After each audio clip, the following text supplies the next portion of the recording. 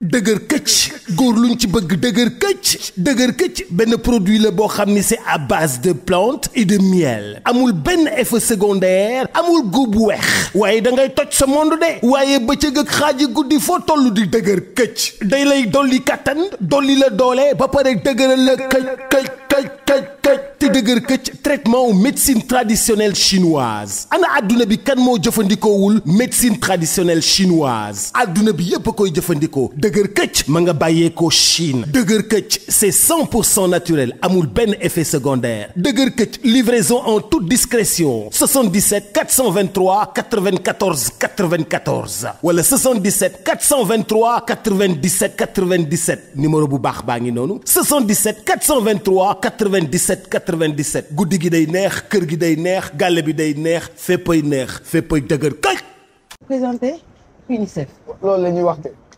alors naka nga ko dundee loolu nouvelle boobu naka nga ko dundee.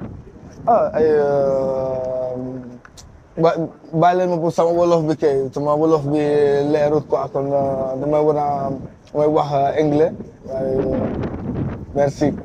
Yeah, I'm very happy to be ambassador of UNICEF.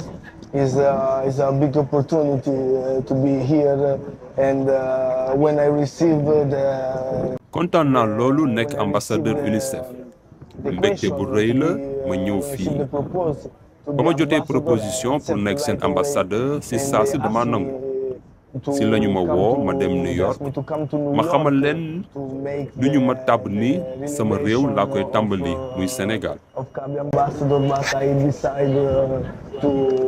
To start in my country, Senegal. Senegal is proud of you. Thank you. Today you are the second because Senegal amoon nañ avant waa Youssou Ndour tey Khaby mooy représenté maanaam waa UNICEF à l'international. Sincèrement sénégalais yi delloo la ñu ko rek lañ mën a def. Alors en tant que sénégalais naka nga nar a représenté UNICEF. I represent.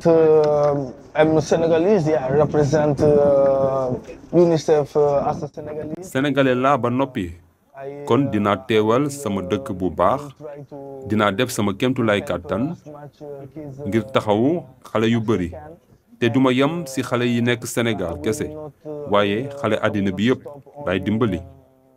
In Senegal, I will try to help all the kids around the world. Around the world, like Orlando Bloom, like Lionel Messi. Today, da nga commencé li nga xamante ne mooy vidéo TikTok pendant la Covid. ñu gis Khaby fu mu def ne nii. mu def benn succès total. naka tey nga dundee succès boobu ba tey around the world maanaam si àdduna gi yëpp ñëpp xam ne Khaby ku deful loo xamante ne no make sense nii lay def directement. like Khaby It's a big pressure, but I stay humble because. mbégte bu mag la te damay nekk ba léegi nit ku oyof ak nu succès bi mën a toll ndax xam naa bu baax fa ma jóge doon na dëkk bu rëyul noonu ci àddina ma dund ak sama ay waajur Italie foofu laa ñafe ba egg fi ma toll. man tamit ku oyof laay mës a nekk. I always dream big and I have yàlla mi ni am man kon alhamdulillah. Yeah, you dream big. maanaam da ngay rêver grand maanaam li say ambition ñu rëy tey jii nii macha allah yaa ngi dem ba sa contenu di évoluer ngay dem ba def promotion des films internationaux keroog ñu ngi lay seen ak Cameron Diaz pour def promotion benn film bu nekk si benn plateforme streaming alors naka nga def ba mën a côtoyer maanaam si star hollywoodienne. Yeah, it's my first movie was the appearance on Bad Boys in the movie of Will Smith. I got the proposal from him. She asked me if I wanna be and do a cameo on his movie. And when Bad Boys bu Will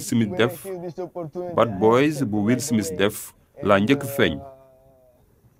daf ma woo rek ma daldi nangu jamono ji maa ngi nekk ci tànku def sama film bopp fas yéenewuma rek nekk ci réseaux sociaux yi maa ngi xalaat lu gën a rëy loolu.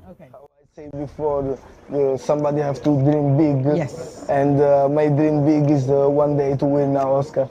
Ok da ngay pare film wala. non maa ngi si. yaa ngi si biir waaw maa ngi si. est-ce que casting wuñ la fenn si benn film États-Unis wala Sénégal. mënuma ko wax. mënoo ko wax ñu toog di la xaar kon.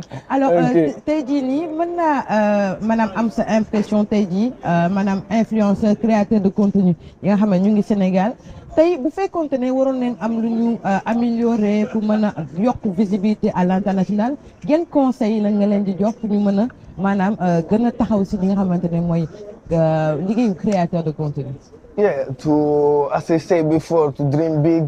This is really important. Even though sometimes it can be different, can be hard to have big dreams for the circumstances that we are.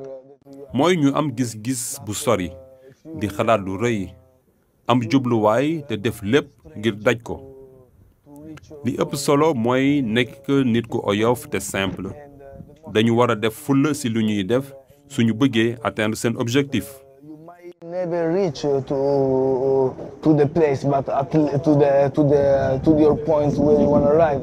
But at least you try your best. Ok balaa ñoo terminer tey jii nii lan mooy say ambition sa ay projet. My project is to be a doctor and to help the people in around the world, trying to build hospital, try to build school for the kids, and as I told before, to win an Oscar one day. Thank you so much, Khaby. You're welcome. Senegalese are proud of you before the end. Jàngal ma nan lañ koy defee nii. Waaw noo koy defee nag. Thank you so much.